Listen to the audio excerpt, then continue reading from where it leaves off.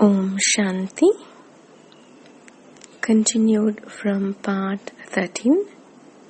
Heading Dada and Kashmir. After serving to bring transformation to so many people in so short a time, Dada felt the need for seclusion. He took the family to Kashmir. Meanwhile, those who had been coming to satsang continued to meet together to meditate and to discuss the godly knowledge. Baba regularly sent letters once per day to those who had been awakened. They would read the letters aloud and then discuss the treasures which the words contained. The spiritual insights which Baba conveyed so poetically brought supersensuous joy to those who heard and understood. It was incredible how powerful mere words could be. Those who received Baba's letter of knowledge, that is Vani, considered it an invaluable gift, and those who heard would take notes in order to be able to savor the divine sentences over and over again. Those souls were truly the original gopis, the lovers of God, written in the ancient scriptures. Thanks to Baba's knowledge, they felt their lives had taken on a new meaning and value. Life had been empty and dry before, but now it was valued as dearly as diamonds. They walked on the air, they moved in the light, they lived in ceaseless intoxication.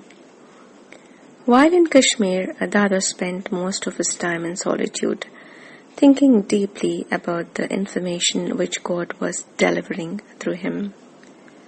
What were the ramifications, the hidden implications? How could one cut through all the layers of karmic residue and experience the fullness of the treasures Shiv Baba had to offer? The self is consciousness, non-physical, a point source of illumination. I, the self, control my thoughts, my power of decisions, my proclivities. To think of myself as a bodily being is illusion. It leads to disharmony, to sorrow. Rather, I am eternal. I must detach from bodily attractions in order to truly experience myself in my eternal form. I must take my mind to the silent home of souls, that is Nirvana. I must focus my thought waves upon Shiv Baba, the ocean of peace, immerse in his divine attributes. So, Dada re-educated his mind to comprehend from every perspective the meaning of contemporary events and eternal varieties. He was able to see the whole world process clearly. Dada wrote many letters and he spoke to many people eager to hear the spiritual knowledge. And he himself, the man, made Herculean efforts to inculcate the teachings, to purify himself completely, to attain perfection according to the commands of God. Dada's daughter Nirmal Shantaji writes about an incident which occurred during this period in Kashmir, which followed upon her own visionary experiences. I had gone with Baba to Amarnath. We were on horseback. While we were on the road, a storm struck. Many people turned back, but Baba went ahead. We have to reach our goal, he said. Despite the downpour and the opposing wind, Baba's determination remained firm. He had always been extremely adventurous, was not afraid of any type of hardship, and never got confused. At last we reached Amarnath. Baba was dressed in very ordinary clothes, but the pilgrims, upon seeing him, immediately took him for a Maharaja, that is, a great king. It was because his manner was so naturally royal and dignified. Baba asked the guards of the place how the shivling made of ice had come into being. At first, they were reluctant to reveal the secret, but thinking Dada to be a king, they finally told him everything, how the freezing water dripped from a hole in the ceiling of the cave and drop by drop built up the ice into a large stalagmite. So much for the miraculous appearance of Shiva's image.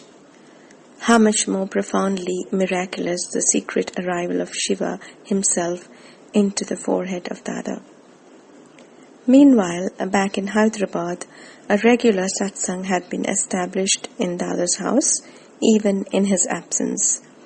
The knowledge was so impressive, bringing together the essence of all the world's philosophies and religions, and so calculated to bring out the best in a human being.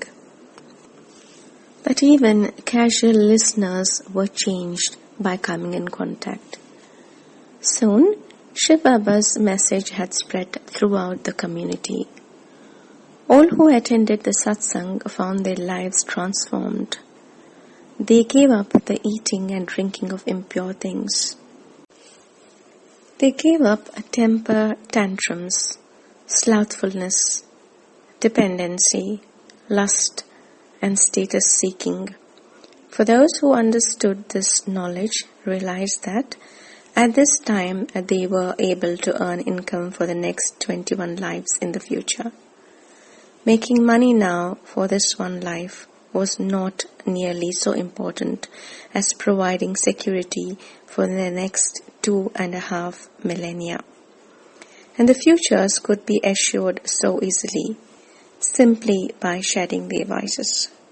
Who would not jump at such a deal? Only God could offer such a generous business arrangement. It was also said in Hyderabad that those who came into this satsang received self-realization without making any effort, and that visions were bestowed by God on everyone who came here. So people were naturally attracted there, and the number who attended dramatically increased. Nearly 200 persons were soon arriving on a daily basis. The program generally was arranged as follows. The satsang began with the singing of a song. Baba would send the songs from Kashmir, very beautiful poetry, which would be rendered into music. All the women loved to sing together. Then the daily letter of knowledge was read, and following that a lecture was given out on that topic. By imbibing these points ever deeper into intellect, points about the nature of time, the law of karma, the powers of the soul, the qualities of God, the method of yoga, the truth about the ancient original religion of deities from which Hinduism is derived, the coming of the new world and the destruction of the old, the minds of these women became stable, buoyant, powerful, and clear. People who came to observe were amazed. How could simple mothers speak so authoritatively, in such an elevated manner, about such high topics? How could they speak with such depth of understanding about abstruse subjects, which foiled the intellects of even the greatest scholars and pandits? Those who saw and heard could not help recognize that a godly power had been responsible, making the weak strong and the dumb to speak. It was a turning point for India. Never again would women submit to the burden of masculine oppression. The yoke had been broken, and a new mold for a new culture had been created. From the beginning until now, Baba has placed the urn of knowledge on the head of girls and mothers, making them primarily responsible for the dissemination of the godly wisdom. And this responsibility has been accompanied by a continuing flow of divine power. The product is a worldwide community of men and women working together with a unity unknown in the world of today. A divine family, already 80,000 strong and daily growing, preparing the framework for a truly harmonious and happy world. It was not just adults who received this exalted experience at Baba's gatherings. Even little children were lifted into realms of supersenses bliss, enjoying visions of Satyug, the heavenly world to come. Many of those children remained with Baba from those early days until now, growing up in the service of the godly institution, continually experiencing the joy of being near to the Lord. One sister, B.K. Hridaya Mohini, who is presently a zonal head of the Delhi area branches of the Godly Spiritual University, was such a beneficiary of God's blessings in her childhood. We shall listen to her in the next episode.